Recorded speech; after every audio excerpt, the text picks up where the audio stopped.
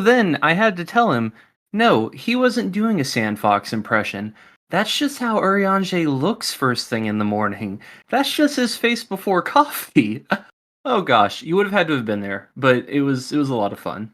Oh, oh hey, I didn't see you over there. You don't need to just stand in the doorway. It's cold. Come on, come in, come in. What? Why is everything draped in red velvet, and what's with the red velvet cupcakes on the counter? Come now.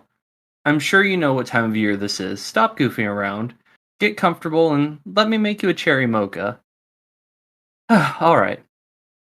Alright, now that you're settled in, allow me to briefly introduce my guests. These are my friends and fellow members of Arcana Unlimited Free Company, Astrid and Kitsu.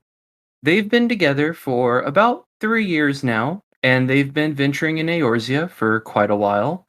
And when I thought of the time of year and the events going on, I couldn't think of anyone else I'd rather talk to about it. Personally, I can't wait for you to get to know them. Astrid, Kitsu, hey guys. Hey, guy. Hey. Hello. First off, thank you for agreeing to this interview. I know for one of you it's a bit early in the morning. Not too early. 8 o'clock's not bad. Oh, yeah, a bit better than I thought. Mhm. Just off the bat, I mean, I'm really excited to have you guys here. Before we learn a bit about you, we have a tradition. Um, First off, did I leave anything out of the intro? Are you guys good? Yeah, pretty good. Yeah, pretty good. Everything seems to be in order. Awesome. Well, as you know, this is Coffee and Carbuncles. Every episode, I start by asking, "What are you drinking for this interview?" I'm literally making my second coffee right now. I have the lovely what I dub go-go juice. Yeah, it's Energy basically drink. a game of sups, if you've ever heard of it. Not endorsed, by the way. I wish I was. That'd be great, but no. And I introduced it to her when I went to visit her, and she's gotten addicted to it now, which is good because it's delicious. Good stuff. Well, since one of you is having coffee, how do you prefer your coffee? Oh, really depends on how much money I've been able to splurge on my coffee. Sometimes it's chilled cans in the fridge. Sometimes it's plunger coffee, and other times, if it's been particularly rough on on money, it's just instant. But I'm in here in Australia, so instant coffee is always great coffee. Any flavor preferences? Oh, flavor. No, not really. I don't put anything with my coffee other than a sweetener. That's about it. So I'm pretty basic like that, but it tastes good, so I don't really complain. To start with, why don't both of you give me brief backgrounds? Tell our listener, you're from and all that good stuff. All right.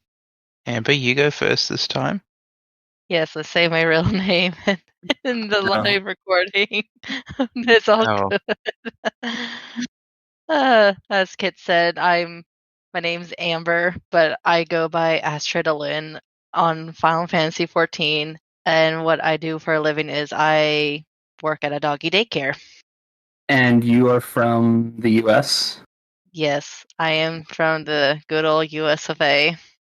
I'm Kitsune Stormweaver. That's my in-game name. I'm from Australia, so all the way on the other side of the world. So that's fun. And at the moment, I'm between jobs, but I have good prospects happening. So fingers crossed that I get good news soon. Let's hope so. So, for those that don't know, give us an idea of the time difference between you two.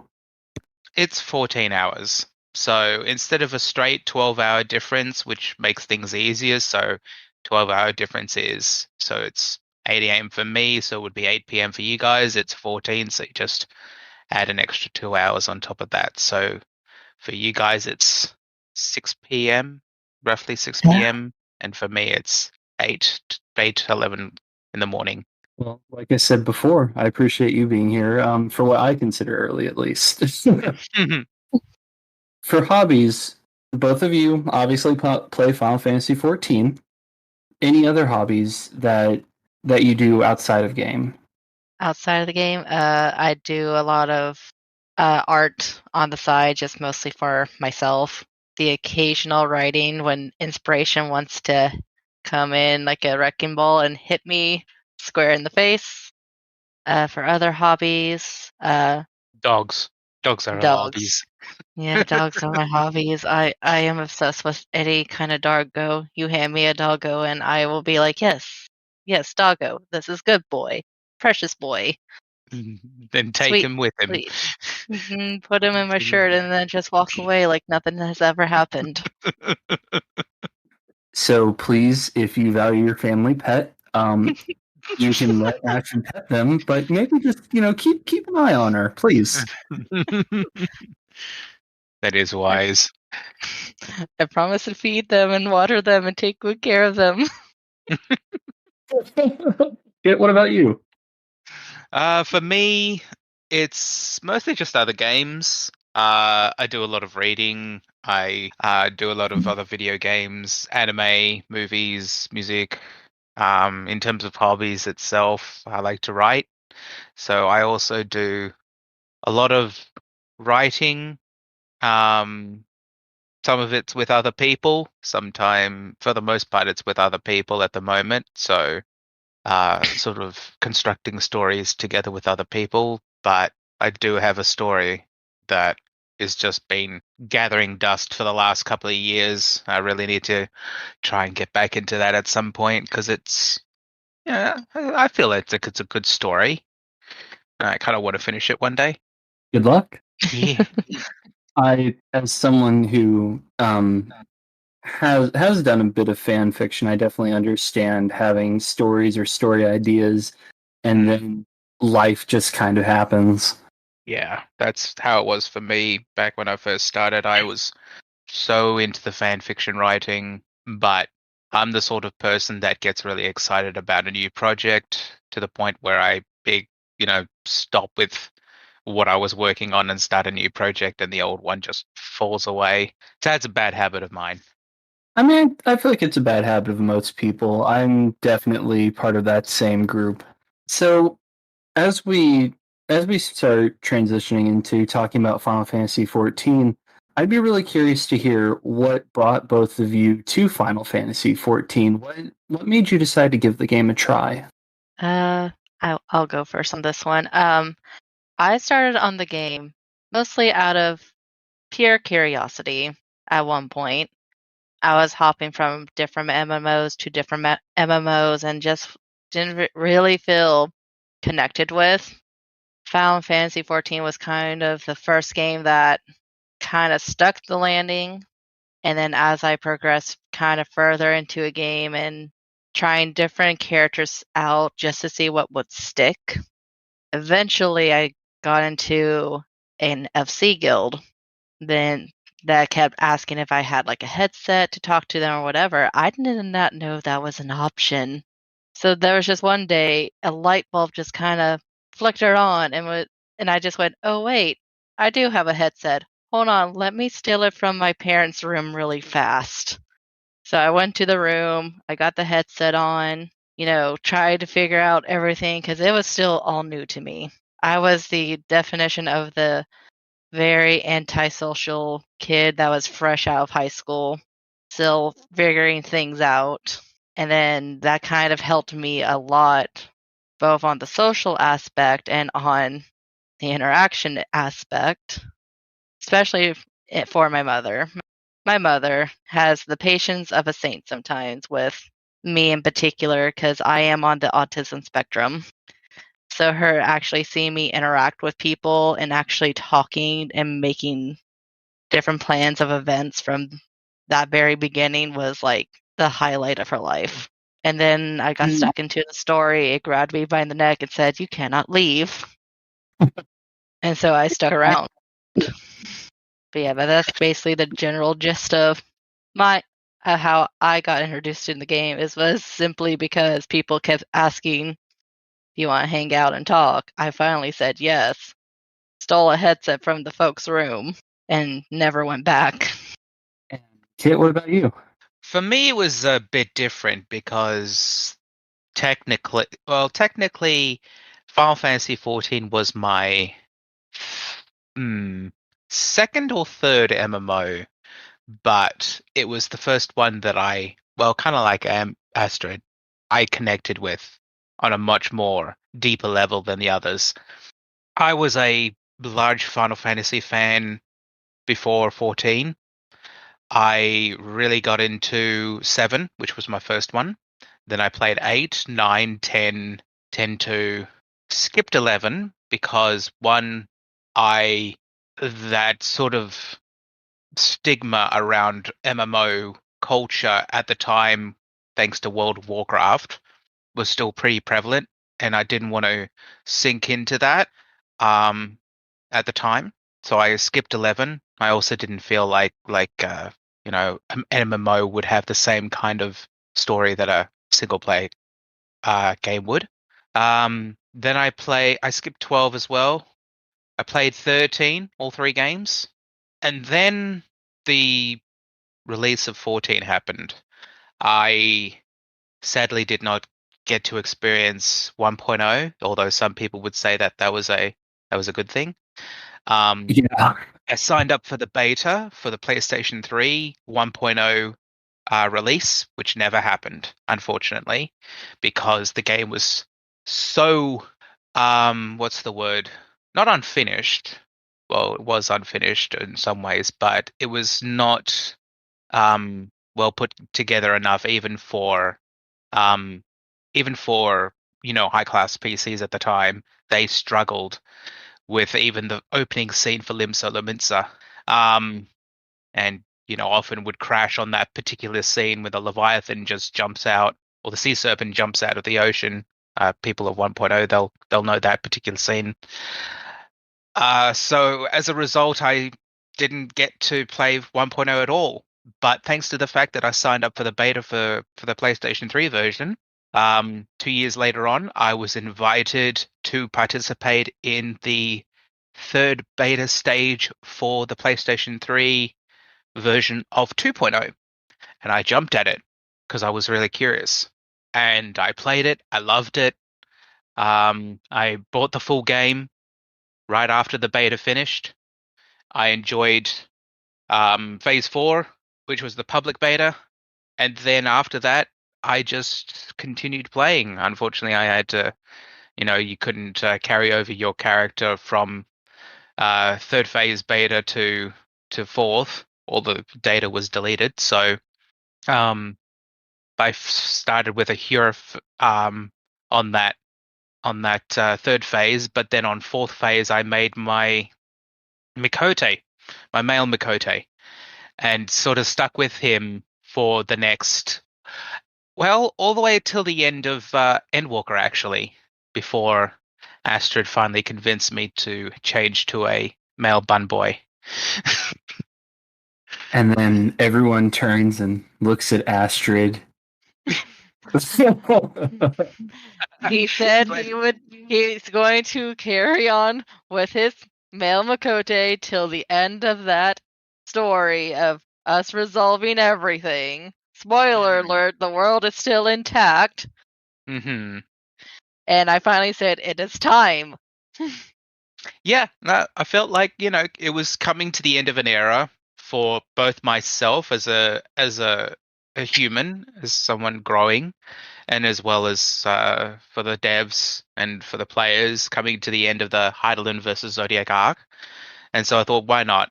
Let's switch over. And I actually really enjoy my bun boy.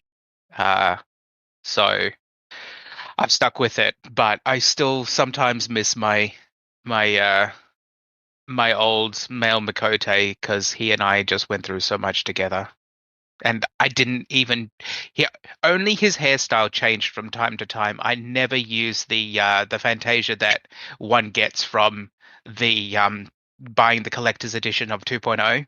I kept that the entire 8 years. It was in my inventory the entire 8 years.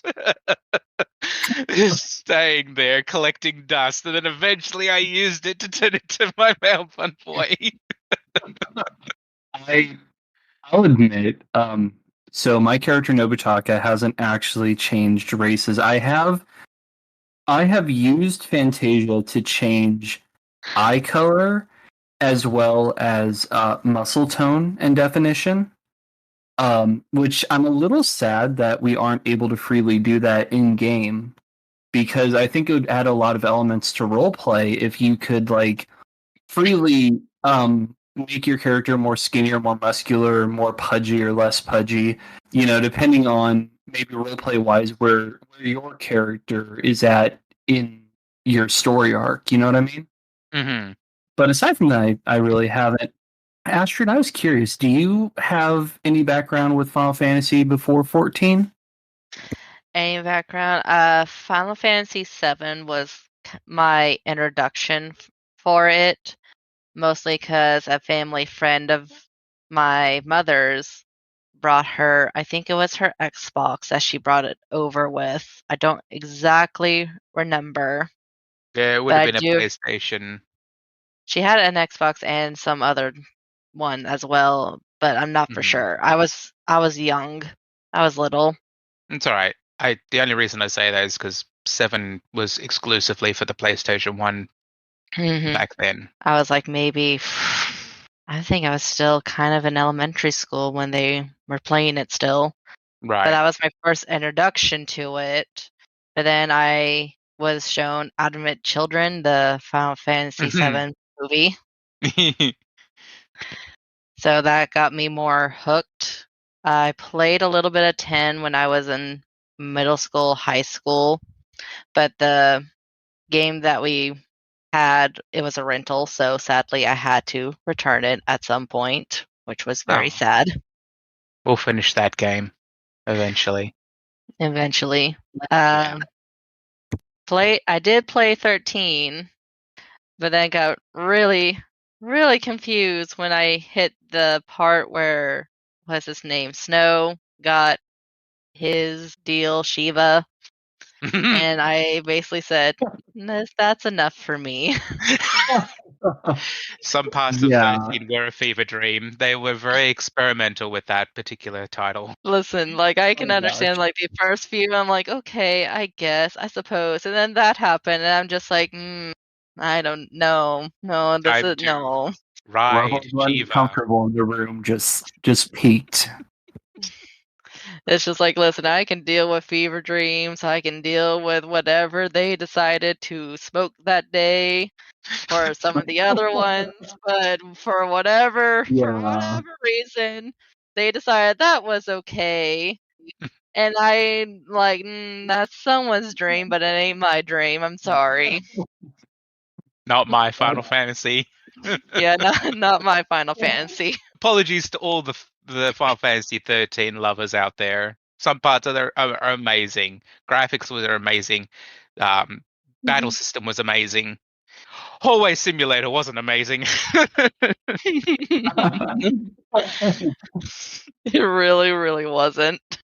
Like I gave it the chance, and then that scene happened. I said no, just no. To be fair, Hallway Simulator did have a very large room, about 4/5 the way down. Yeah, the calm lands from Final Fantasy X, and that's it. But then again, like Final Fantasy X is a hallway simulator as well. No one gave much bad talk about that at the time. But I then feel again, I like think 10 did a better job of covering it up, though. Honestly, because I mean, in a lot of regards, 13 was a hallway simulator until you reach that open area. 10 was in a way a hallway simulator, but with really nice wide halls at times, yeah, nice dispersed views. throughout. It gave you the illusion that it was a wide open world, and I think it was also for the time, for the particular kind of technology at the time, it was more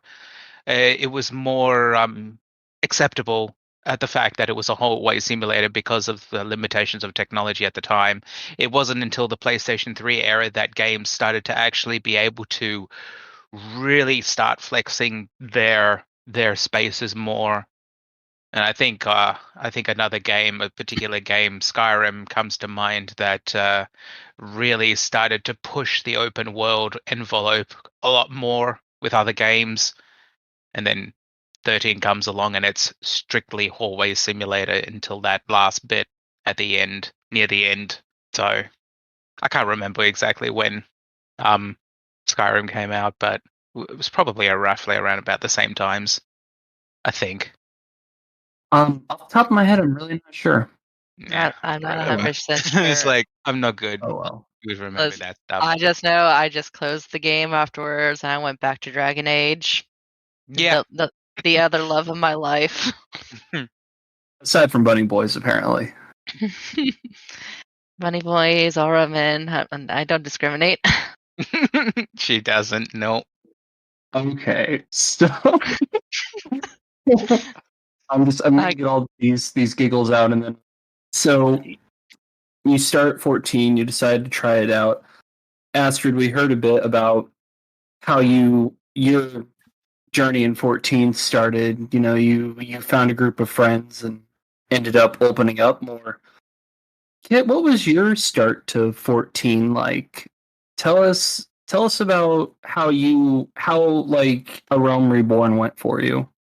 It was unlike anything I had ever played before. As I said, this was technically my third MMO. The first one was EVE Online, which is a vastly different MMO, obviously. For those who don't know, EVE Online is a Starship space MMO. A lot of people have sort of described it as spreadsheets in space, basically. But so there's a lot of planning, a lot of technical sort of planning and things like that. So I tried it out. I enjoyed it a little bit, but it didn't really grab me very much because, in a way of story, there's not really much story. There's a lot of background stuff, but that's about it. Um, then I can't remember which came first. I believe it was Final Fantasy XIV, and I really, really enjoyed that. The only reason I mentioned the other MMOs, in this case, it was Star Wars: The Old Republic. I really enjoyed that as well, but that's been a more on and off sort of MMO for me. So I would play it for a few months, and then I would stop for like 6, 7 months, and then I would try again, keep playing it a little bit more.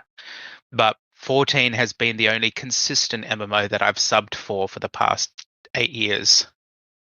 So after I started playing that, as I said, it was unlike anything I've ever played before. The story was great, the characters were great.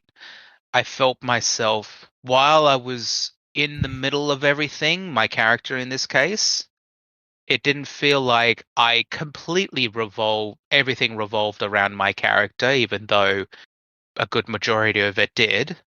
So even though it felt like I was in this case the center of the universe, there were also parts of it where it didn't revolve around me. It revolved around other characters, their struggles, their trials and tribulations.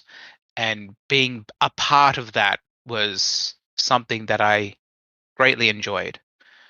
In terms of the social aspect, I didn't really get into an FC until late in the in the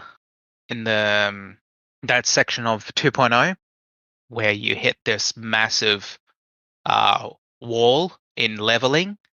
Um, level 45 it was, where you get to the last section of the main story quest, and then all of a sudden the next main story quest jumps from 45 to 50, and you have 5 levels of grinding to do. And back then there was no, you could either grind for the dungeons, which there was no duty finder, so you had to actually manually go to sign up for each dungeon and grind it, which was incredibly non-rewarding at the time. So it was fate grinding. That's how we got from level 45 to 50. And boy, oh boy, was that fun, because everyone camped at Northern Thanalan.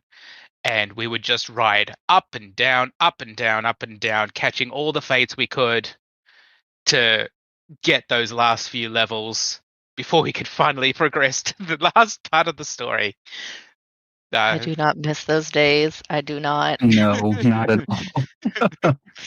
I know, I don't miss it, but it wasn't a bad experience for me because I enjoyed the mass throng of people all doing the same thing. It just, that's probably the first time where it became more social for me in terms of the game than just, playing through the main story quest. It was that particular part where everyone was gathered together doing fate farming, grinding those last 5 levels, and finally being able to progress to the last part of the story, the highlight, getting on to Ultima Weapon and kicking its butt, kicking Laha Bread's butt.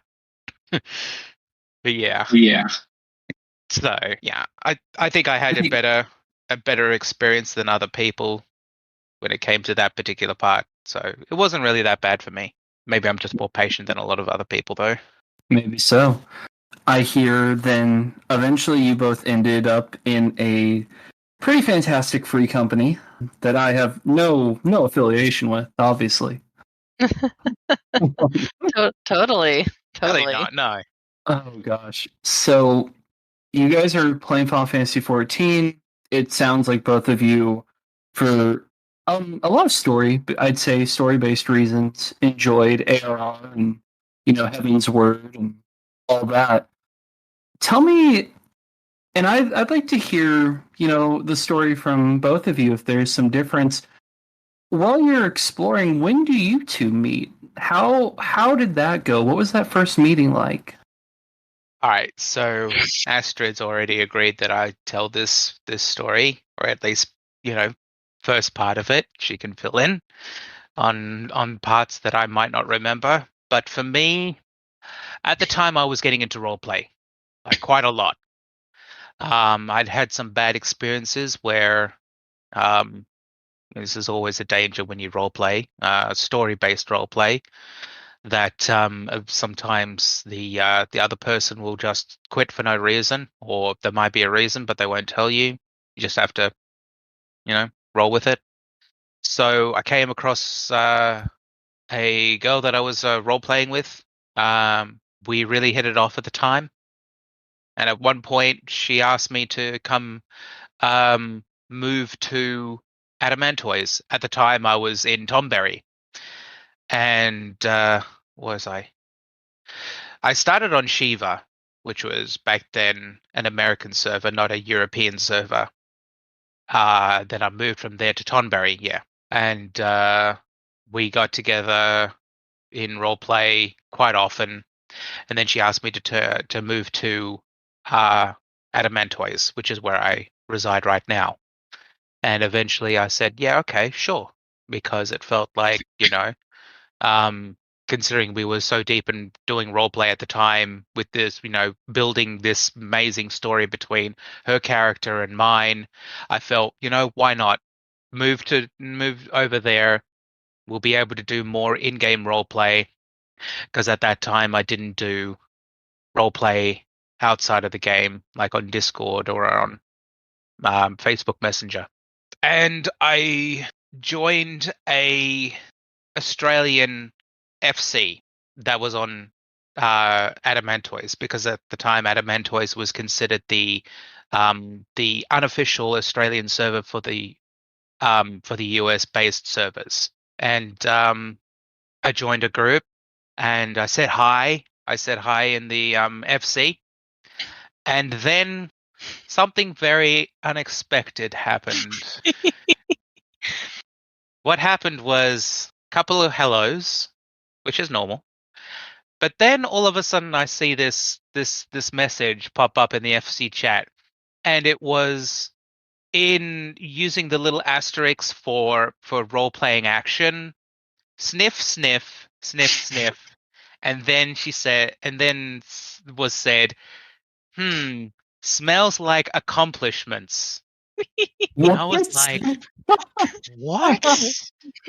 Yeah, was that was like- my introduction to And- this lovely man here. It really was. I was so I was so confused. I was, and it made such an impression on me that I could not get it out of my head.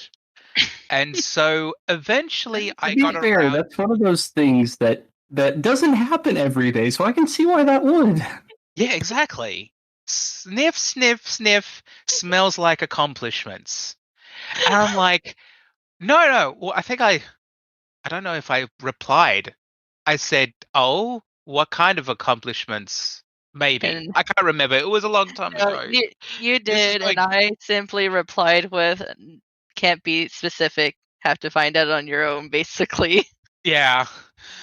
Okay, I was like, who knows? I was like, all right, fair enough. But it stuck in my head. And so eventually I got around to looking up her search info. And it said roleplay in her search info. And immediately I was like, click. Oh, I want to roleplay with this person. They seem like an amazing person to roleplay with. So I PM'd them in game and said, "Hey, I heard you roleplay." She said, "Yeah, I do." And like, "Do you want to roleplay with me? I still relatively new, but I have a lot of experience because by this point I had done years and years of fan fiction. So while I was still relatively new to role playing, I had a large amount of experience of writing stories. So I often brought this experience into my role plays, and quite a few people enjoyed that type of detail and immersiveness. So it worked out, and we just started role playing in game. It wasn't with actions or anything like that. It was purely text based. So she would write something in a little role play. Now I'm just trying to remember if we started in game or did we go straight to Discord? I can't remember. We went straight to Discord. We went straight to And Discord. I will tell the people why we went straight to Discord. Yeah. Because Kid and I, when we first met, we were just friends. However, I was in now looking back on it, a really toxic relationship with another person who we will call Richard. And this Richard in particular was very strict on how to dictate on how I roleplay. And I basically said, "You're not the boss of me, so I'm going to take it somewhere to where you cannot literally control my character." I'm sorry that happened. Well, That sounds like not exactly a great situation. I stuck with that man for 5 years, but that's a story for a whole nother day. Kid knows all the details. That's a time for next Valentine's. Yeah, next Valentine's. So it sounds like your journey through Eorzea together pretty much starts with meeting through roleplay and just finding a really good roleplay partner that you wanted to interact and do more stuff with in game. Pretty much. Mm-hmm. Now that we have an idea of your guys' background and how you first met in 14, I want to take a brief break, and then when we get into the second half of the interview for how you guys went from partners to actually being in a relationship and everything that entails. For those listening, we're going to go ahead and take a break here, and I am going to briefly contemplate changing the episode name to Episode 5, Love at First Sniff. And then following that, we will be back. Please do. Please do. Please do, yes, please do. So we'll see you guys after the break. Okay, we'll see you after the break. After the break.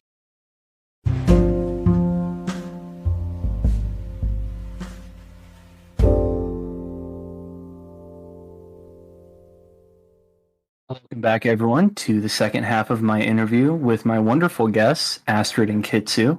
Hey, guys.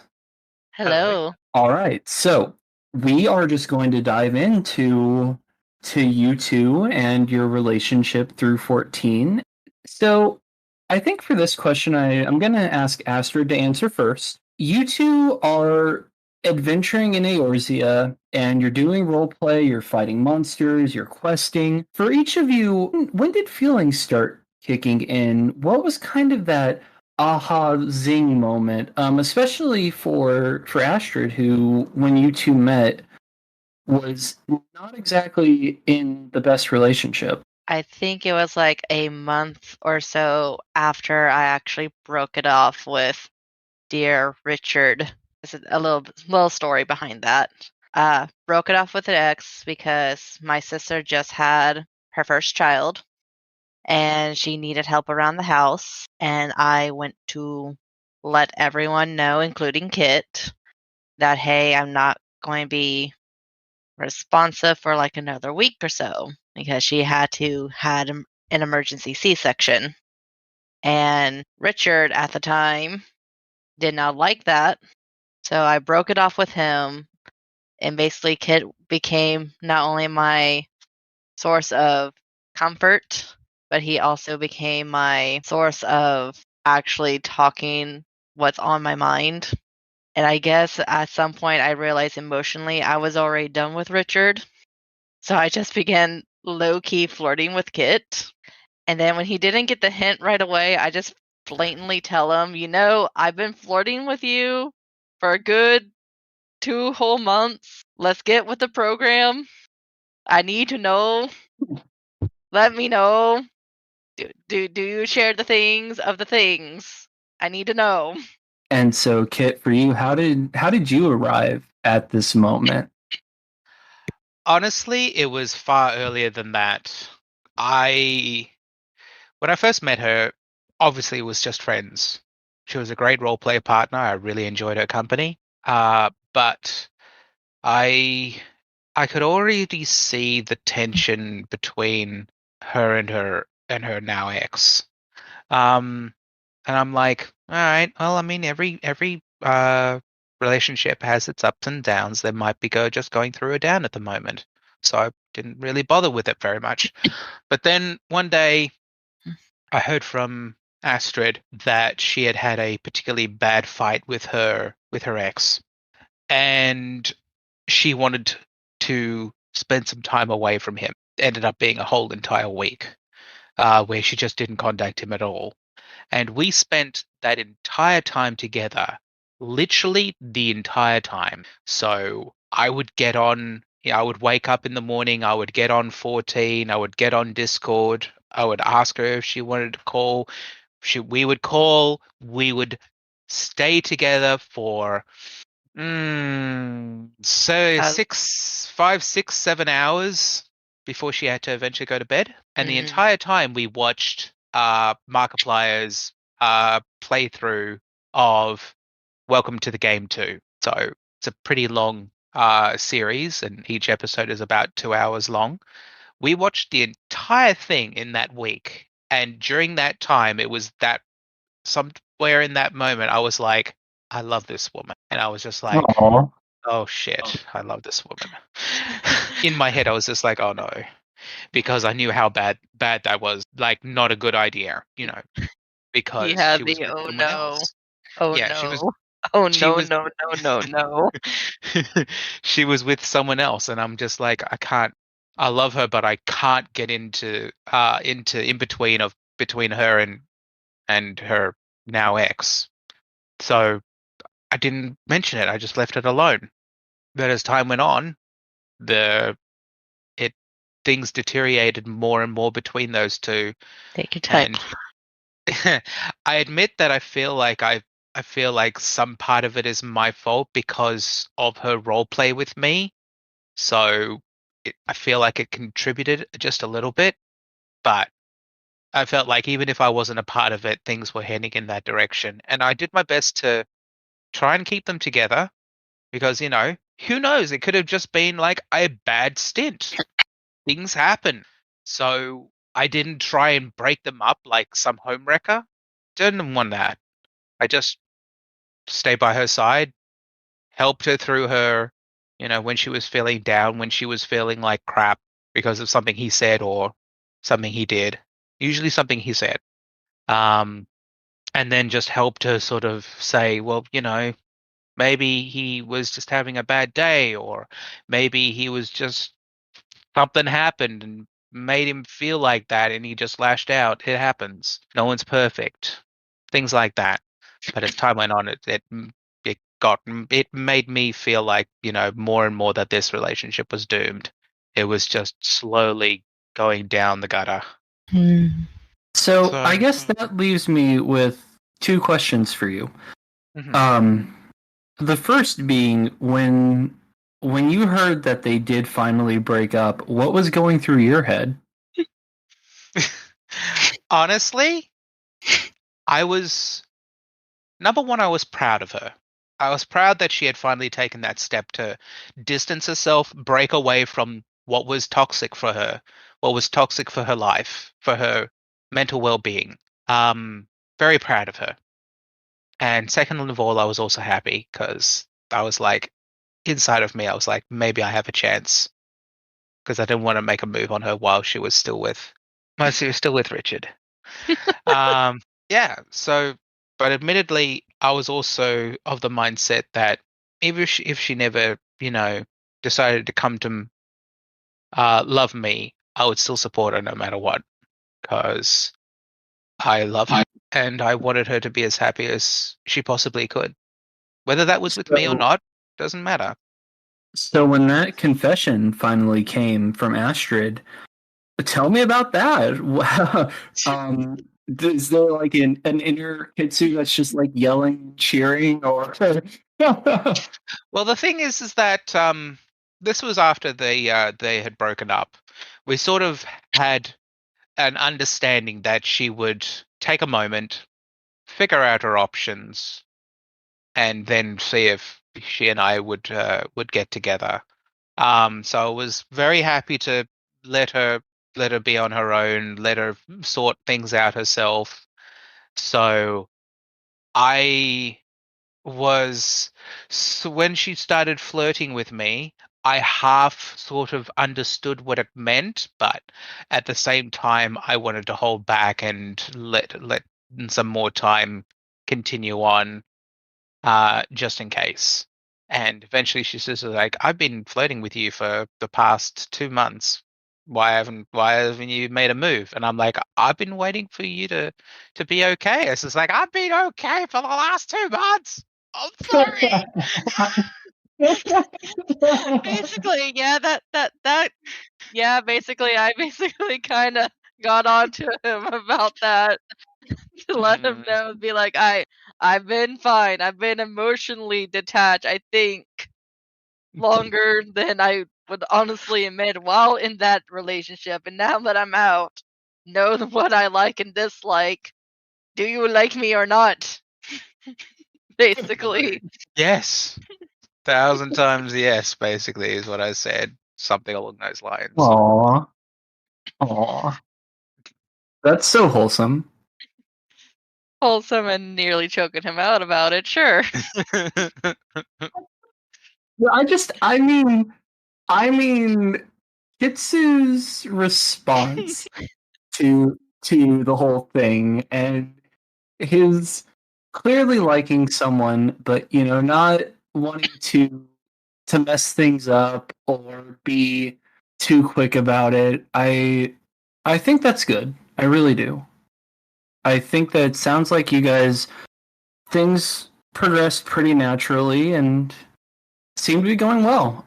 So, what I want to ask, and I'd say let's have Kitsu answer first. Do you guys do like in-game couples things? Oh gosh, I mean, do you two go to in-game events together? Not really. I Like, would say no. There are some times where you'll go to like either Gridania or Limsa. Sometimes you'll see like people having a concert out. I'll briefly mention, be like, hey, I'm going to just vibe at the concerts. But that's really about it when it comes to like major kind of events that people put together. really, the only thing we sort of do together in game is the content itself. And while we used to do the main story quest together ever since they introduced the trust system. I've sort of taken into wanting to do the MSQ with the trust system instead for story immersive purposes. But other stuff like the 24-man raids, we do those together on first runs. First runs of trials, not extremes. She likes to do the extremes. She likes to farm those. Um, and events, seasonal events. So the um, Valentine's one is coming up soon, so we'll do those. But other than that, we just sort of respect each other's time for them to do for each of us to do whatever we want in the game, and if we decide to do stuff together, no problems, easily done. But we sort of don't go out of our way to do stuff together in the game. We just sort of like respecting each other's time, giving each other time to do whatever they want in game. Especially with the time difference we have, especially. Mm-hmm. So we take that to account because he generally knows my schedule is, especially working at a doggy daycare. Sometimes I'll have to be in bed super early to get up at 4 o'clock, 5 o'clock in the morning just to get to my workplace and get everything situated. So that way, by the time he does come on, depending on how my schedule is, I can still make that time for him. And vice versa, because I know he's busy as well. Fair enough. Obviously, you two are in a long distance relationship, with one of you being in Australia, one of you being in the US. Would you mind elaborating on the role that Final Fantasy XIV plays in your relationship? Are you able to sort of use 14 to help make up for that difference? And does it help having the game for you two to bond over? I would Oh, say so. absolutely. Yeah. It's the core of how we got together. It was the reason we got together in the first place. We might do a lot of other things to enjoy our time. We watch YouTube together. We do role play together. We do anime together and watch And movies. as of Yeah. recently, he has been reading me a story of his that he enjoys because Yeah. I just like it's just a weird thing for me for someone to read me stories. I enjoy it greatly. Mm-hmm. And I enjoy reading it to her. But Final Fantasy XIV will always be the core of everything that swirls around it. We're at the core. Final Fantasy is at the core. Everything else swirls around us that we interact with, but Final Fantasy XIV will always be the thing. One thing that keeps us not keeps us Okay. together, but keeps us anchored with each other in terms of how we interact with each other. So Mm-hmm. we'll be very sad one day when it all finishes up, because every game eventually ends, even though 11 is still going even to this day. I'm surprised it's So still alive, yeah, but but some yeah. people like to be masochists about it, Hmm. so they do them. Yeah, so I'm sure 14 will still be around long after the last expansion has come out. Mm-hmm. So And even so, when sorry. in a post 14 world, then, I mean, I assume you guys would basically just find other video games to play together. Oh Yeah, yeah. absolutely. In a post Final Fantasy 14 world, she would be over here.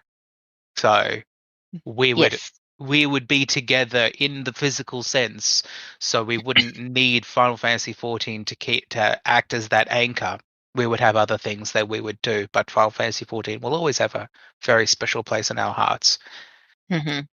Fair. I mean, I definitely think it's good that you two not only met in game, but have the game to help make up for that distance. But as we try and take a kind of measured view on the distance and online dating and all that, and I think I'd like Astrid to answer this one first. Are there times when you feel like 14 kind of falls short? And what is that like?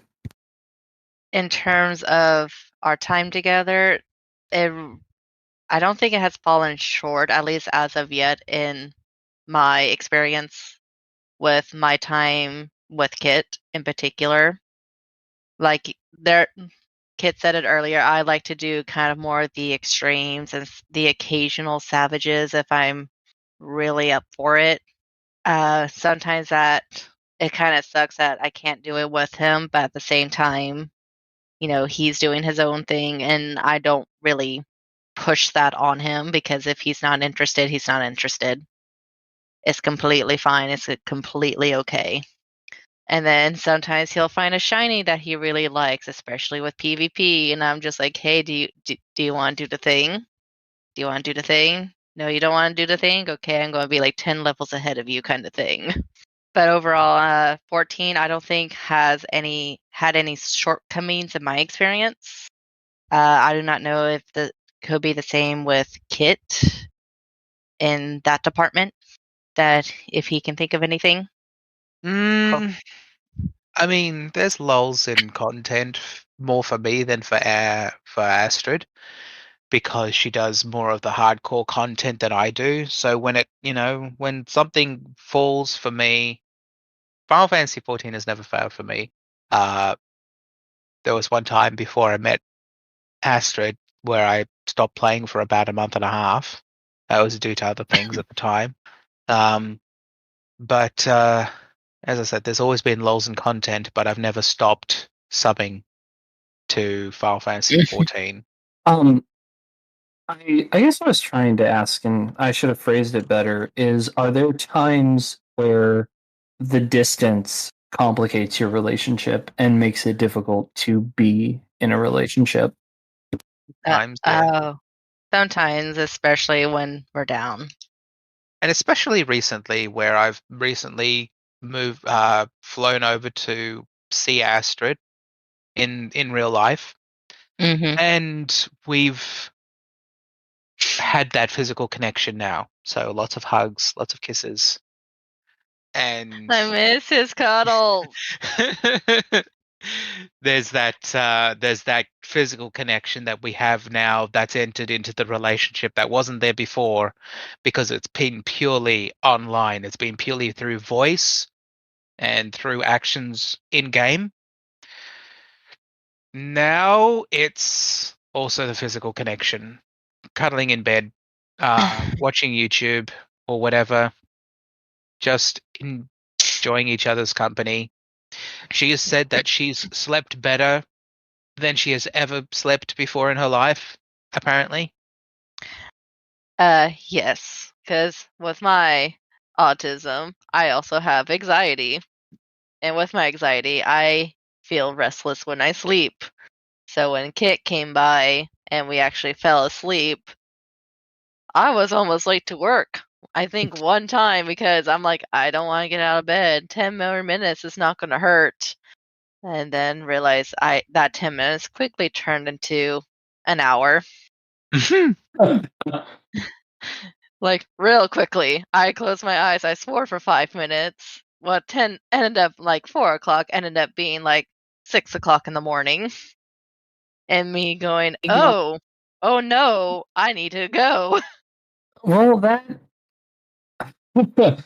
I mean, yeah, I think that one of the hardest things for a long distance relationship is by nature the distance, and it's great that you have Final Fantasy XIV to help make up for some of that. But I imagine when things get rough, you start to feel that distance more than other times. For now, I want to really focus in on the divisive topic behind this episode and what I really wanted both of your opinions on.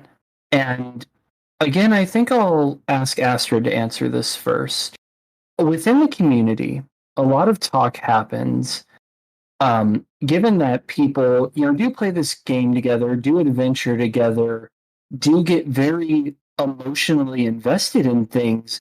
And obviously, that raises a lot of conversation about dating in games. Some people say, go for it. Some people say, please never use Final Fantasy XIV as a dating app. You're making everything weird and everyone uncomfortable. What are your thoughts on that conversation? How do you two view people kind of, let's say, hunting for love in 14? And that is actually a topic Kid and I also discuss, I think, fairly recently. In my personal opinion, at the end of the day, 14 is more of just a game versus a dating app. If people are really looking for love and is using 14 as an excuse to kind of find that Romeo or Juliet, that kind of deal, it is cringy, but it also says more about that person versus the community itself. Because if you're using a game to just try to find that someone and you're only really seeing them as just the character that you meet versus actually meeting them face to face, actually making the conversations and the commitment of wanting to be serious about it, then that's on you guys. That's not on the rest of the community that are just like it's just a game. We're just here to fight a primal, or we're here to just do a dungeon. Because I think we had some people that were just utterly heartbroken because the person that they were flirting with just was non-interested, and it was just it was something, and I didn't know what to do. Kids surely did not know what to do.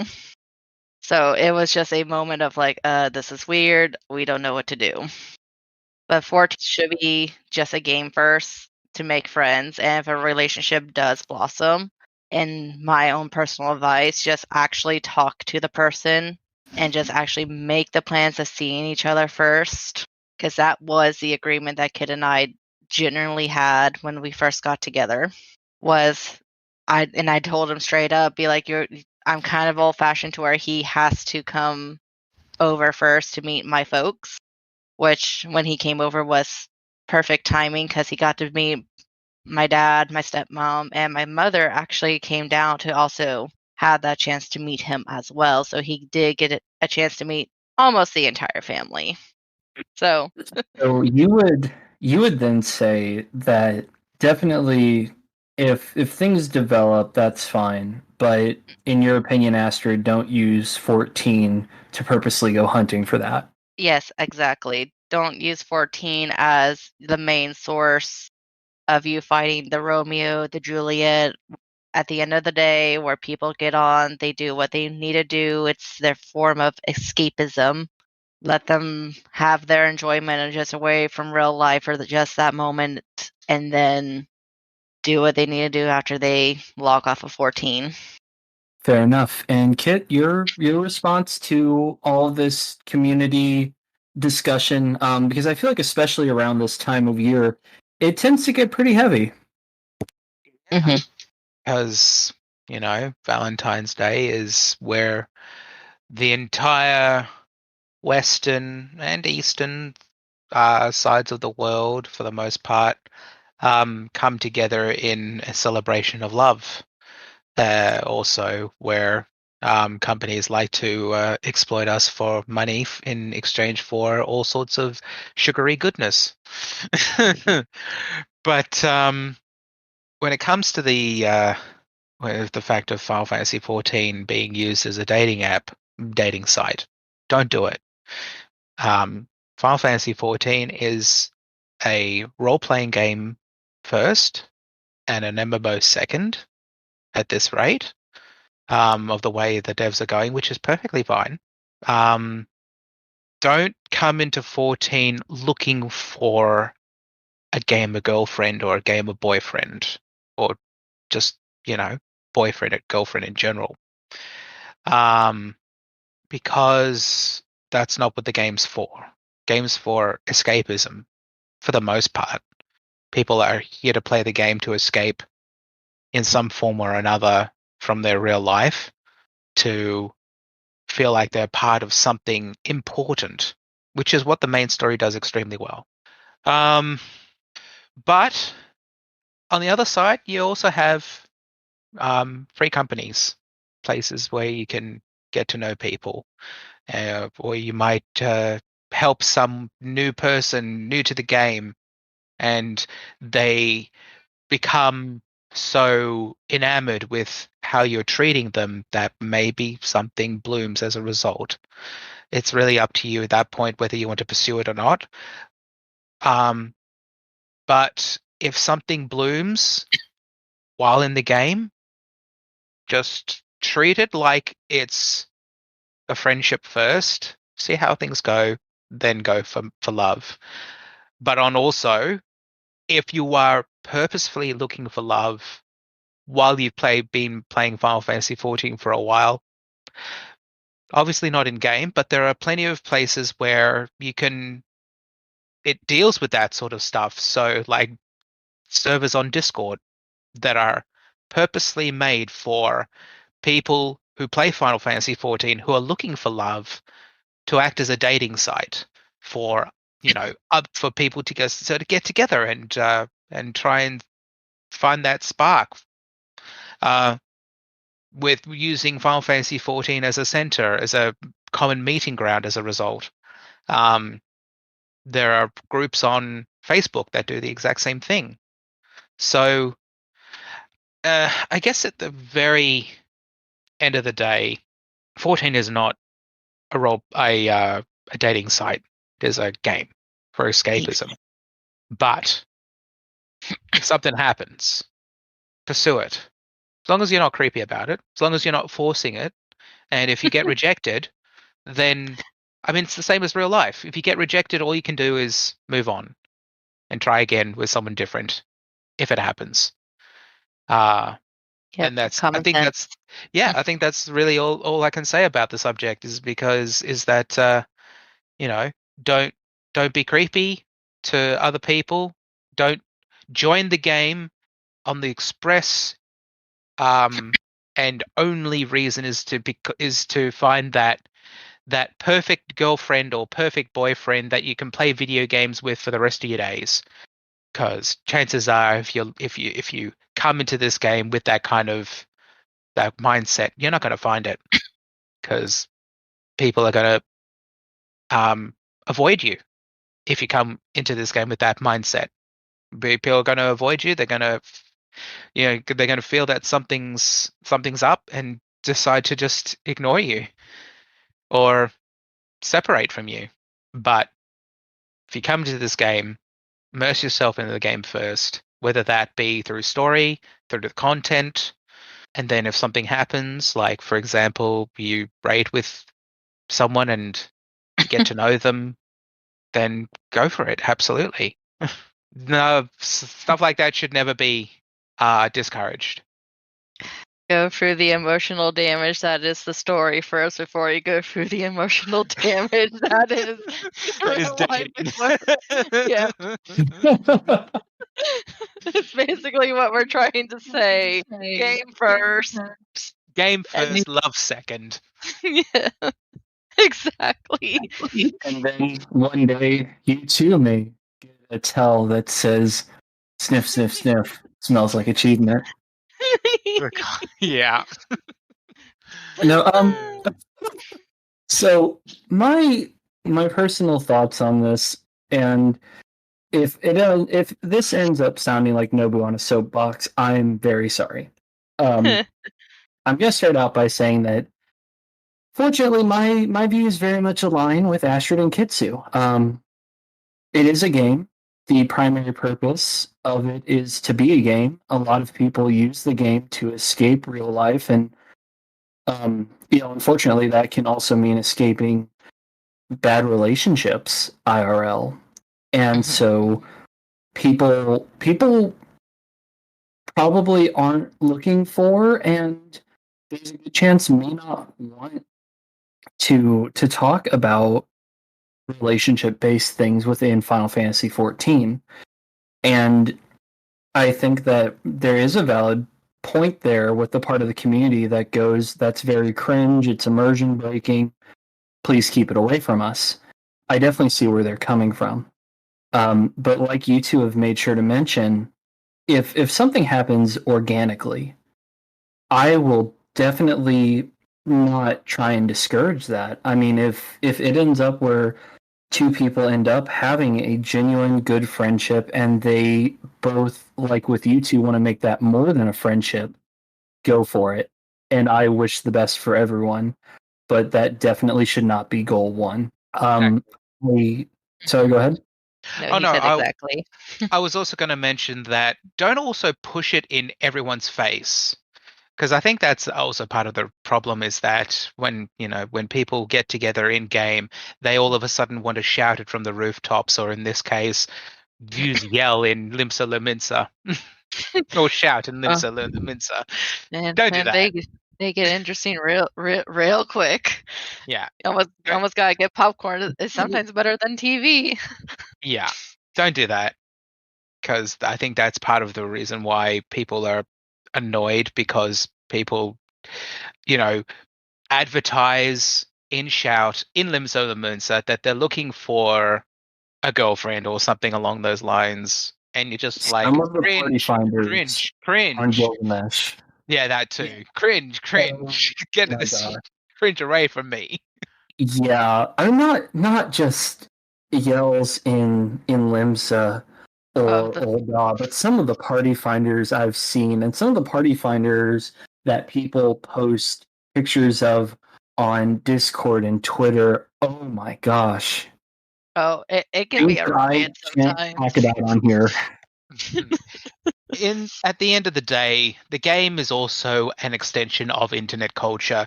You're always going to have that sort of stuff happen, no matter how much you try and say, don't do this, or how much the devs say, don't do this. It's always going to happen. The best you can do is just advise people to just treat it like real life. So social cues, all of that stuff, keep that up. Don't just discard those. You don't go up to someone in real life. I mean, some people do, but you don't go up to someone in real life and just say, hey, you're hot, I want to date you. No, don't do that. Don't do that in the game. You don't do that in real life. Don't do that in the game. Have you been to Limsa lately? Yeah, I know, but this is an exception, okay? That's a free-for-all. There are things that go down on Limsa that even I'm like, okay, Yeah, it's just another Tuesday. Yeah, you got a sexy cat girl dancing near the aetherite. You got people shouting for people to join their FC club. You got people screaming at why things are so expensive on the market board. You got people talking out loud, just not in tells, but in actual public, about how their day went and all the rest, just for everyone else to hear. And you're just like, all right. I mean, sure, but let's keep a bit of privacy and everything, please. I know you like to share, but not everyone wants to hear, as I see. I mean, hey, if you're bored, just grab some popcorn and just read. Yeah, just read. There could be a dummy mommy chasing after who God knows what. Okay. Dying. I'm gonna take a sip of water real quick. Yeah, that's fair. I can hear you blushing red from here. That's all right. But back on the topic, I do have 3 show notes that I want to go ahead and put in here. Because like I said, 14 isn't just it's not like a standalone Final Fantasy title. A big part of 14 is the community, and being part of that community is highly encouraged, and sometimes feelings bloom, sometimes more than just let's go play this trial or dungeon together happen. But I want to point out 3 notes. The first note is we have Facebook and Discord groups for people who are looking for relationships within Final Fantasy XIV. And by we, I don't mean me personally, but I mean as a community. There are Facebook and Discord groups devoted specifically to I would like someone to play 14 with, in the hopes that that turns into more than just a friendship. So if you are one of those people who is looking for romance in 14, as opposed to trying to headhunt in game, maybe look for those. And I mean, I'm definitely not going to hold it against anyone who is, but I suppose it ultimately comes down to there's a time and a place. and that time and place is probably on Facebook and Discord rather than mid-dungeon. The second note that I have is, and this is just a general thing with online gaming, someone could have a character in 14 that looks really great. This is a Square Enix game. All of the characters look very, very pretty and very polished, especially with mods. But ultimately, you don't know what someone looks like or acts like in real life. And if you don't know about the real person and all you're seeing is cat girl, I feel like that's more like infatuation or lust, and probably not the best basis for trying to make a relationship. Indeed. Indeed, 100% agree. Yeah, that's why I stress get to know them first before you jump into that deep end that's known as love. Because even knowing just a little bit of basic information about the other person, for example, are they male or female? Because that's one of the most important things to know about if you want to get into a relationship, because people have their own preferences. And then go from there. What are their likes or dislikes? What do they enjoy doing versus what do they enjoy not doing? What do they like about the game? Find a common ground with the game itself. Like, what's your favorite husbando or waifu, if you have one? Or what's your favorite character? What's your favorite part of the game? What's your favorite dungeon? Use those sorts of questions about the game to gather a foundation of knowledge about the other person. So then you can find out if you like them or not, or if you want to pursue that. Use the game as a or use knowledge of the game and what they like about it or dislike about it as a foundation for that relationship to happen. Because Astrid and I did it. It was through role play, but the first role play we did was focused on Final Fantasy XIV, her character and mine, interacting with the world, the characters, each other. We branched out after that and did other stories, other mediums from different places, but the first one was about Final Fantasy XIV. So I feel like Final Fantasy XIV can be very good in laying that foundation, but everything else is up to the individual. Yep, and also make time for one another. Even if you're just do decide to get on 14 and just literally stand there and just stare at each other and not even saying a word. That's more effort than actually saying, hey, let's do something, and then it not happening. I cannot stress that enough. Because sometimes I'll be on 14 and Kit will pull up a video for me to listen into because I'm probably doing something, like actually make the time and place to where it's like, hey, I want to do this thing, but I can listen in on whatever you want to show me, or vice versa. Yep, spend time with each other. The last note I have on the community discourse in regards to dating in 14 and online dating in general is I'm going to go ahead and sound like a bit of an old man for a second. For anyone, thinking of or in an online relationship, and whether that's 14 or otherwise, I assume 14 if you're listening to this podcast, guys, please be careful and be smart. Obviously, this episode is focused on Astrid and Kitsu, and I've known them for quite a while now. I mean, they're in my free company, and I have a decent idea of how their relationship's is going. But like I said in regards to appearances earlier, you don't know what someone's like on the other side of the computer.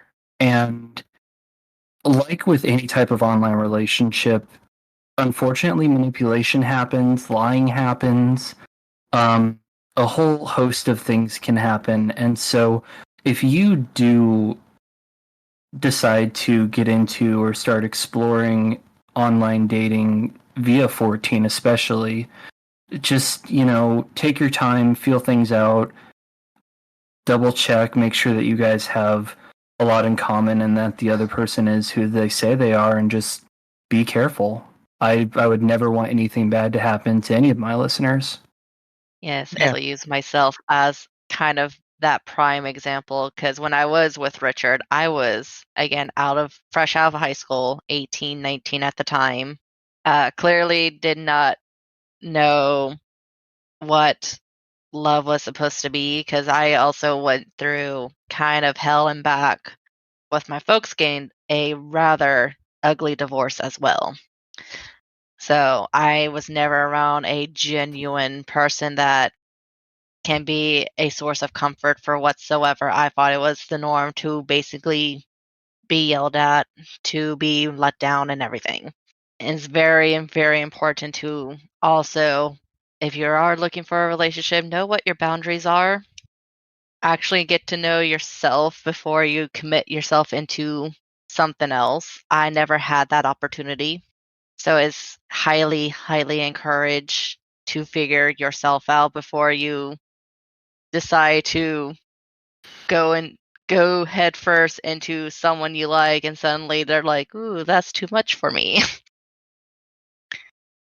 Because I have with dear old, hopefully 6 feet under Richard.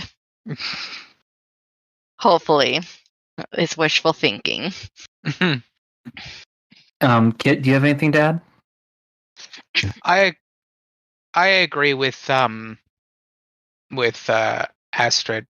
Know yourself first. Know your boundaries before you start looking for someone else. Because if you don't know yourself first, if you don't have your own sense of self sorted out, then what you're going to be doing is you're going to be bringing those problems to your partner or your potential partner, and that creates A lot of bad drama. a lot of drama, a lot of bad situations, a lot of tension, bad tension, and almost 90% out of 100, 90 times out of 100, or 9 times out of 10 in this case, it's going to destroy the relationship before it even has a chance to bloom. If you're especially going to bring it on 14, it could ruin not only your experience, but the other people's experience as well. Mm-hmm. It could push them away from the game, and you don't want that. No one really wants that. So I want to lighten the mood a bit, and bring the conversation back up to a high point as we start reaching the end of this interview. You two have talked about it and dropped some hints throughout the interview. You spent a long time dating online, and recently that changed. So let's go ahead and talk about developments in your relationship and Astrid's possible future location. Yay. So when he arrived from the airport, I had my mother have me drive to the airport because I never driven to the airport before, so I didn't know necessarily where I was going. So she helped me out with that. I could not get out of the car fast enough to basically nearly tackle this poor 5'9" man to the ground. I'm like 5'2", 5'3" in real life. I could not get out of the car fast enough to actually hug this man. There was I a was sonic boom. There was glass breaking. No. Yeah. I was pretty badly done over by jet lag because I had not slept more than an hour or two in the entire 26-hour flight. 26-hour journey, rather. One of Yes, which was like a 14-hour flight. and we kept in touch even while he was traveling over here, because just to make sure, what flight he was going on, which plane he was going to get off of, if there was going to be delays or not. There was That a way delay. there was like one delay because the airplane got hit by lightning. Yeah, so I was the plane that I was going on basically got hit by lightning on the way to landing at the airport. So obviously planes these days are pretty safe against lightning strikes, but they still have to go through checks after each one. So as soon as they landed, they went through checks. It ended up being a 2-hour delay. So instead of sitting in the terminal for 3 hours, I had to sit in the terminal for 5 hours. Not too much of a big deal, but it also made me worried that I would miss my last connecting flight from Houston, Texas to Oklahoma City. And in fact, I would have. So, but I was able to, thankfully, on the flight from somewhere from Australia, Sydney, Australia to Houston, Texas, I was able to rebook a flight that left 2 hours later from Houston, Texas to Oklahoma. So thankfully, I was able to hop on basically the next flight to Oklahoma. So I didn't have to scramble hard through that part of the airport where you have to go through all the security checks and stuff like that. Being someone from overseas, international, have to go through all this sort of stuff to make sure that you're not dangerous. So thankfully, I was able to change that and not have a heart attack. So that's nice. But as a result, I had to let Astrid know that I was going to be 2 hours late. Thanks to it. So you arrive at the airport. You're jet lagged. You're tired. Astrid is throwing the gates off of the airport as she runs to tackle you. So what? I guess my question is, what was it like finally meeting in person? This person that you had become so connected to online. Was there fear? Was there hesitation? Or was it just elation? I would say, at least on my end, there was like some hesitation, but not towards good, more towards how my family would react, especially when we got back to the house, got Kit mostly settled. Because a little backstory, Kit decided to purchase some engagement rings and then told me about it, I think a few months before his trip, and I basically went, "What? Come again?" And then refused to show me what they were until he got here. I'm still a little peeved about that, Kit. I told you what they were. I just didn't tell you what they looked like. They don't matter. It don't matter. So this wasn't just a flight to meet up in real life. This was also an engagement flight. Yes, Pretty basically. much. I suppose for those listening, I mean, did it ever seem odd at all to you guys that your first time meeting face to face was also with the expectation of an engagement? Did that put any type of like heavy air on things, or Not necessarily between us. It was more the case of, as I told him even before he got the tickets to make that arrangement to come visit, that he had to meet the family first. Mm-hmm. We knew that we really enjoyed each other. And what started off as more of a joke of when we interact, we had this inside joke of like, "Oh yeah, put the ringy on the fingy." Mm-hmm. And then this man decided to take it real seriously and then tell me, "Hey, I got the thing." The thing is that you kept on telling me put the ring on the finger. It still started as a joke. Yeah, it started off as a joke, but when he kept on telling me it, I'd be like, maybe she's serious. I'm so like, all right, well, I'm gonna buy rings, and you just sort of blew it off, I guess. It's like, oh, that's nice. And then then I told you I got the rings, and you'd be like, oh, okay, that's nice. I don't think you believe me. No, I kind of didn't. And then he actually showed me. It's just like, oh, you actually did. So I have to ask then, Kit, were you worried because you had booked this flight, you were going to, be on a 26-hour journey, You got these rings. I mean, was there thoughts in your head of what if I get there and it all just kind of goes to hell? It All kind of goes to hell. Sorry, what? You broke up there a bit for me. Oh, sorry. So you planned for this 26-hour flight. You got these rings.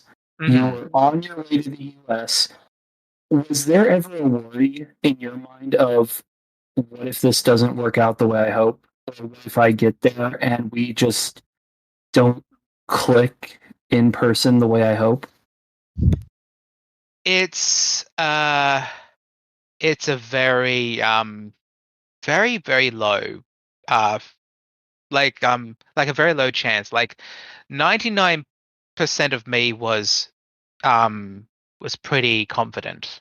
But there's always that 1% that until you see them in real life and meet them and spend time with each other, that 1% is always going to be there. Thankfully, that 1% disappeared real damn quick after we started spending time with each other during that 3 weeks that I was over there. So, um, so I was very happy about that. But um, I was also, yeah, that there's always that 1% for me. Some people might have it more than 1%, but for the most part, I was pretty confident that we would be fine. That meeting each other would just be an extension of how we already felt about each other, and it would just increase our feelings for each other, which it did.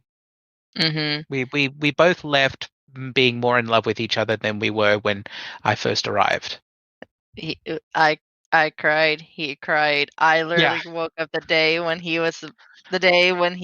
was going to leave, crying. He basically turned over like, "What's wrong?" And I'm like, "You're leaving Aw. today." Yeah, when we were at the airport about to leave because we got there early, we were just sort of sitting next to each other on a couch, playing with our phones, looking through Facebook and stuff like that.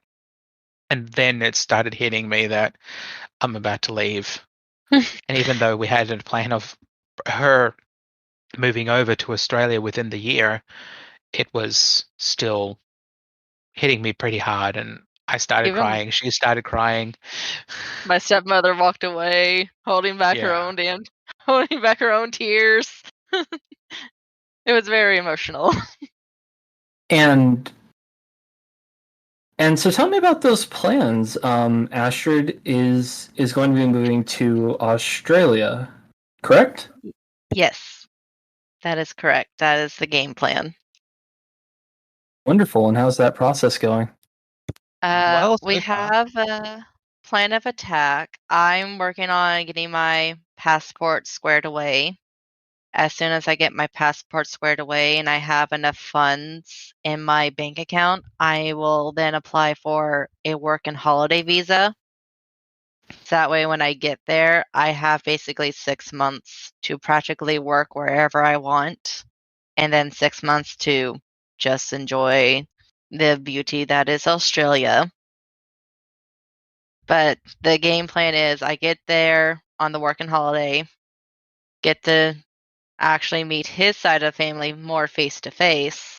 And then we basically, at the fourth, fifth month mark of the holiday visa, we go to, I don't know the technical term of who does the process.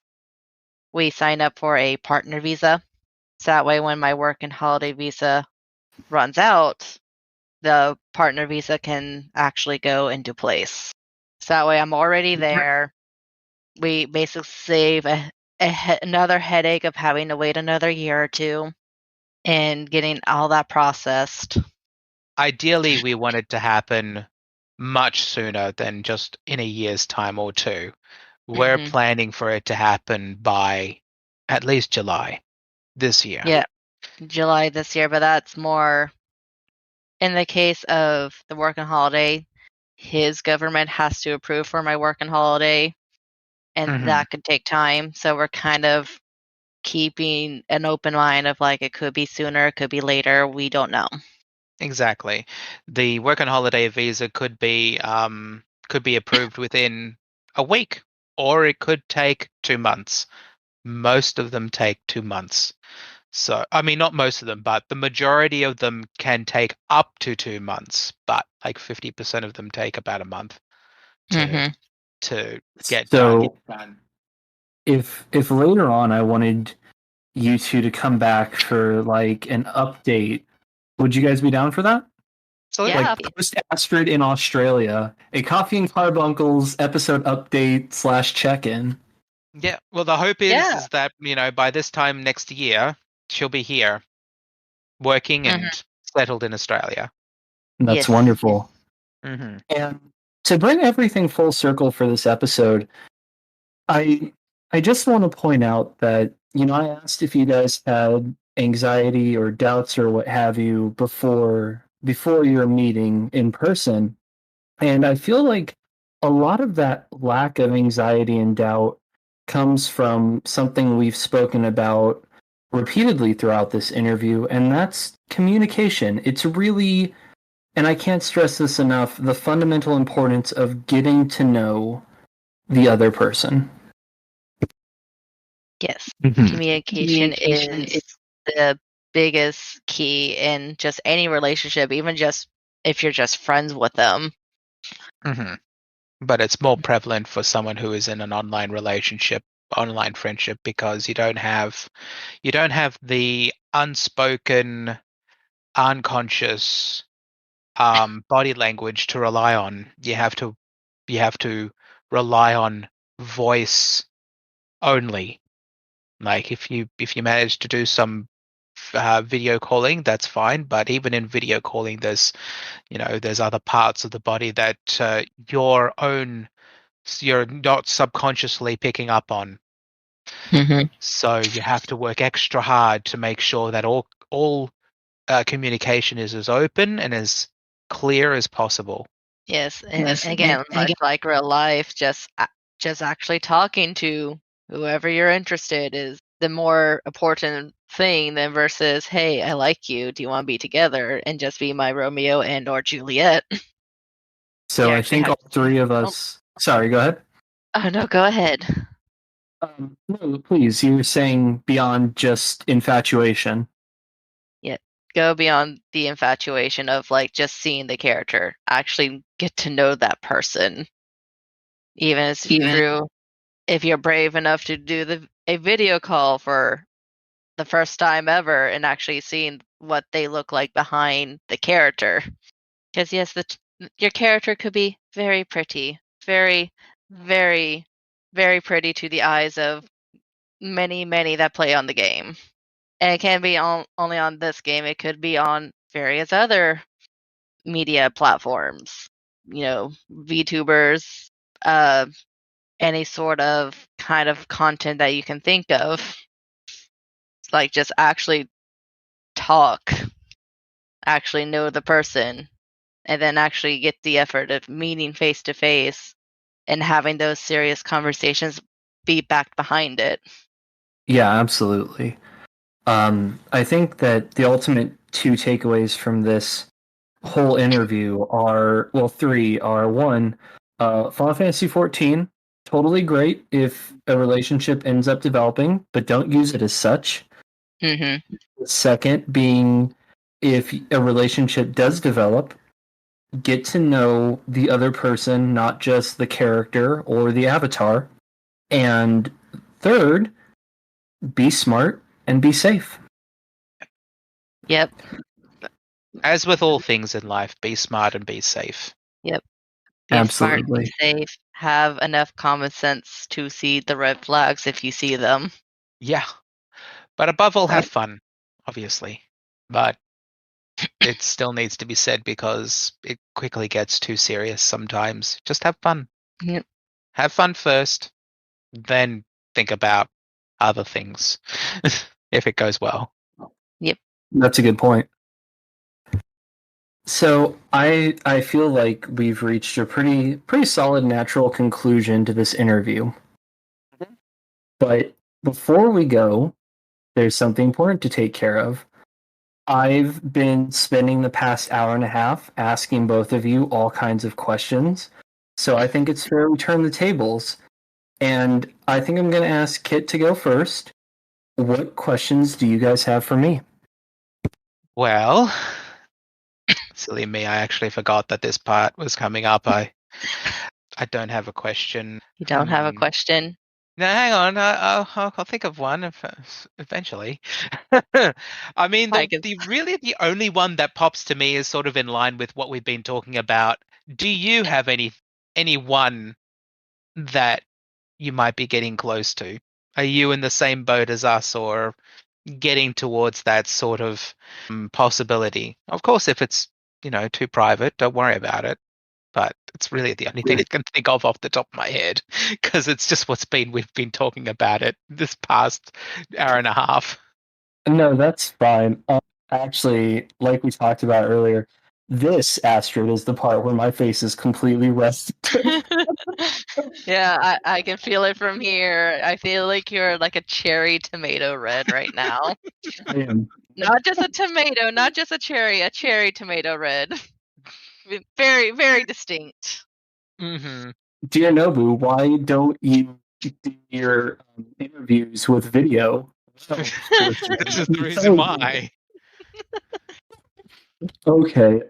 To answer your question, so I'll be very honest about this.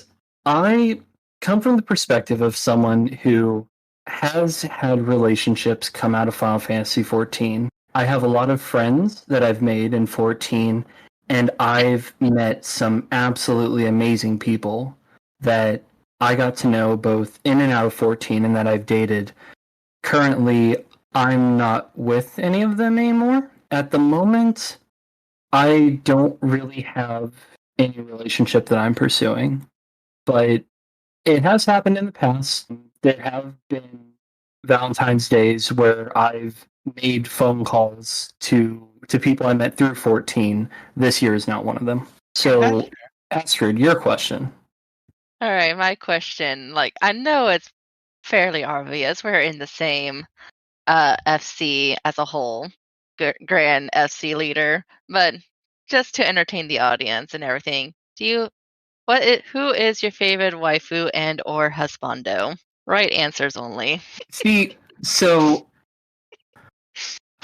it was what, 10 minutes since I said that 5-10 minutes? I don't know. We'll see on the playback since I said I was cherry red, and I feel like that's kind of the running theme for this segment. It could be a character, it can be an NPC, it could be someone. That's fine. We're not picky here. At least I'm not. See, you say you're not picky, but then you say right answers only, and there are literally entire long community arguments in regards to right In answer regards versus to wrong best answer. girl, best guy. Oh, I can tell you my best guy and best girl, if it makes you feel more comfortable. You know what? Everyone- As host, I am going to use my authority to turn this around a bit. Okay. Sid and Astrid, you both answer first, and then I'll give mine.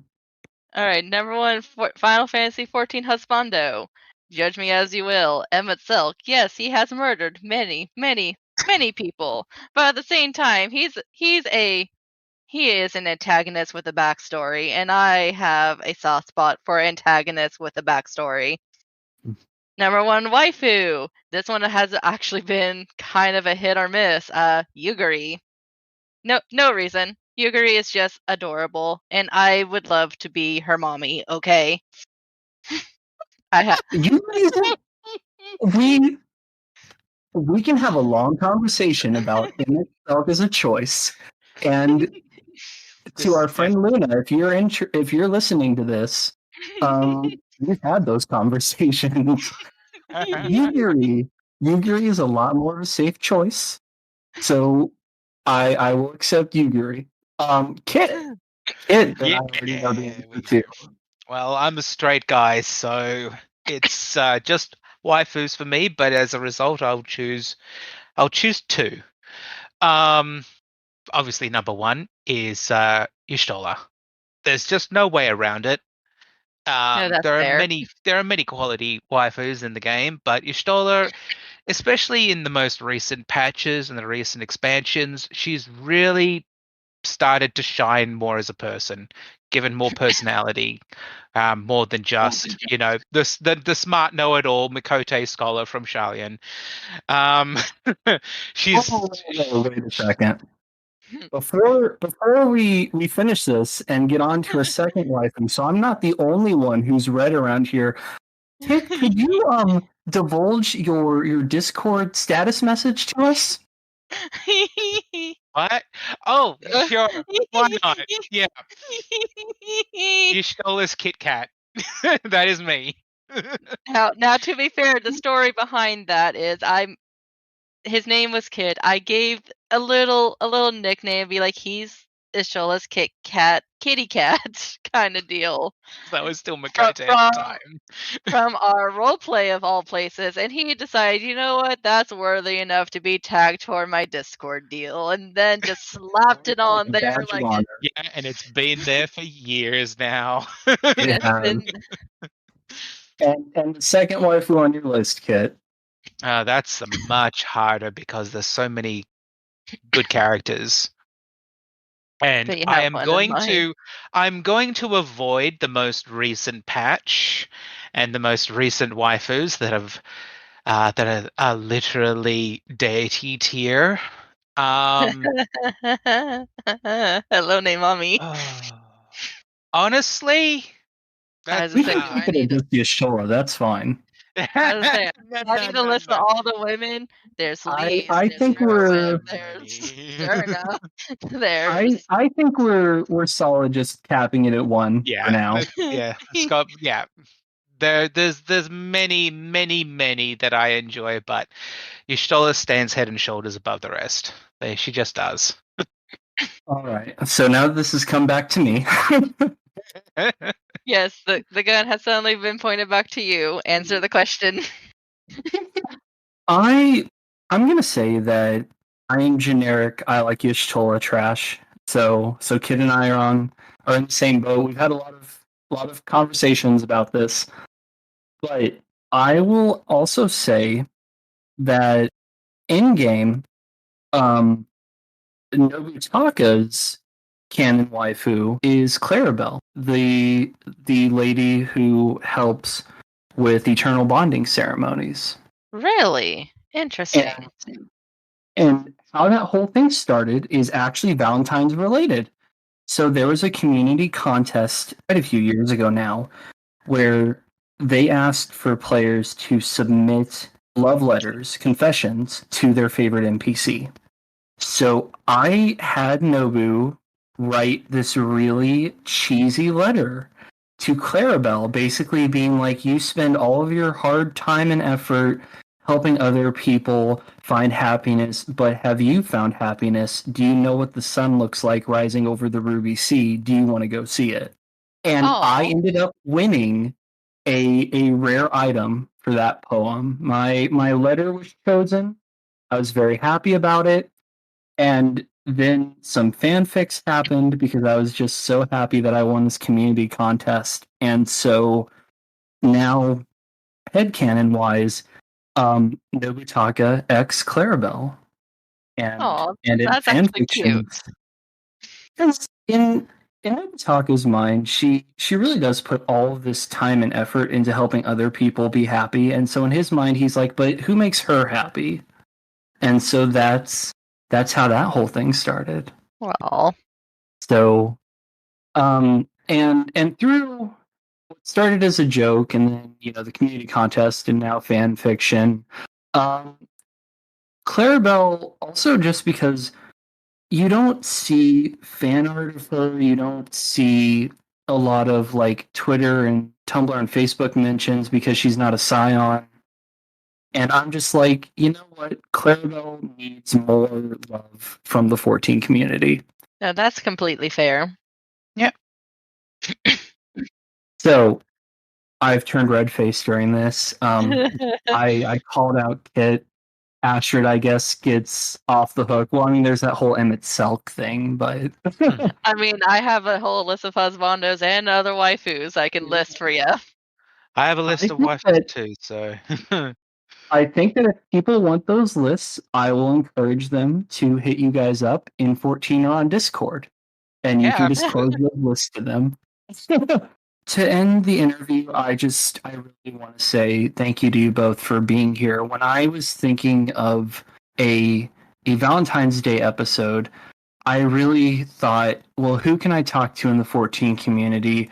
Who do I know that has a happy, stable, long-term relationship within 14? And you two were the first that came to mind. Enough. Huzzah! We've certainly worked hard to make it nice and stable, Mhm. but I think part of a good chunk of the reason is that we just get along so well with each other. Like not to brag, but our compatibility is pretty spot on. At one point, my stepdad, this was going on a little bit of a tangent, but one point, my stepdad, who's very into what's known as acrophonology, which is basically divulging personality traits from names, particularly your first name. And he, at one point, lined up my first name and Astrid's real first name. And he said that the amount of compatibility that is between our two names in terms of personality and compatibility is a 1 in 1,000 compatibility height. She's So very, very, very compatible in this case. And I'm like, wow. So I literally found my 1 in 1,000, 1 in 100,000 girl. Nice to know. I know. So We're still trying to break the habit of like, oh, boyfriend, girlfriend. No, it's like fiance, yeah, pretty much. husband, wife. So what I'm Yeah. hearing is I need you both to get in the Ava. Yes. Yeah, okay.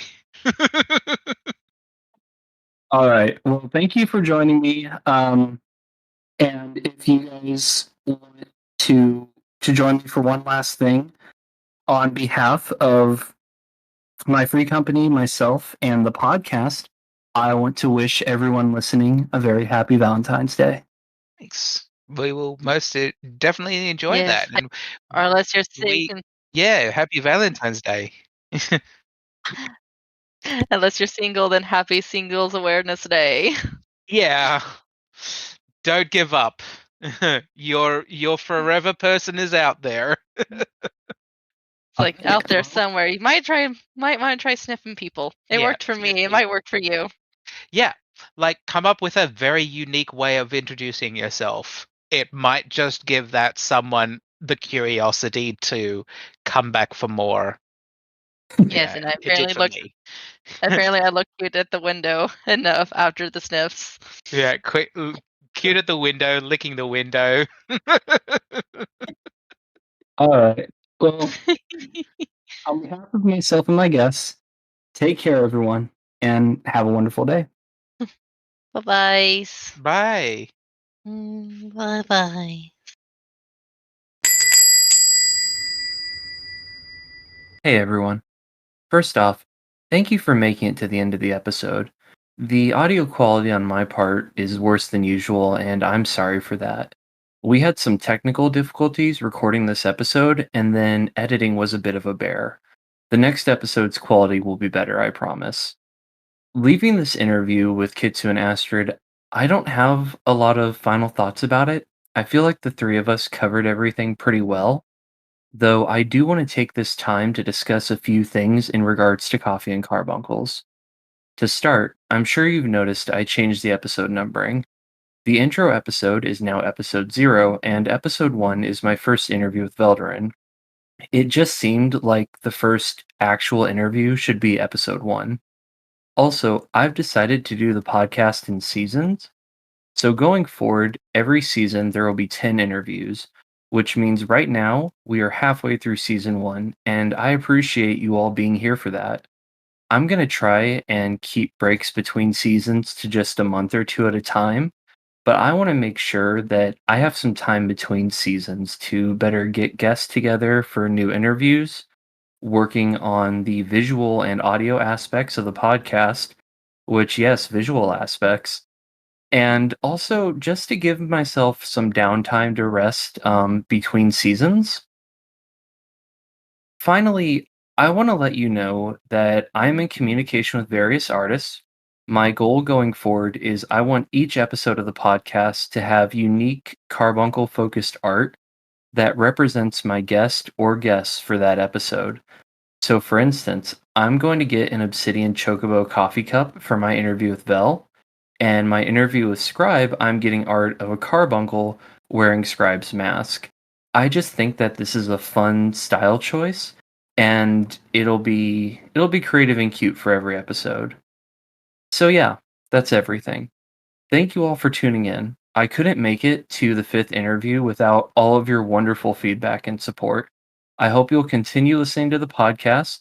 And once season one is done, I hope that you'll join me again for season two. So until the next episode, I hope you all stay safe, and I'll see you next time with a warm drink and wonderful guests. Take care.